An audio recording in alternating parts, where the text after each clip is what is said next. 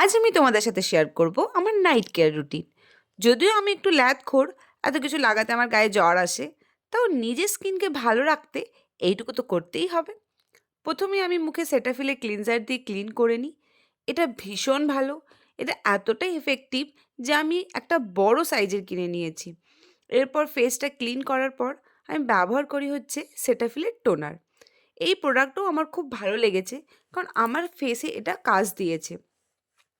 যেহেতু এটা একটু এক্সপেন্সিভ, তাই আমি একটু কম কম ব্যবহার করি। এরপর আমি ব্যবহার করি ডার্মাকোর ফেস সিরাম।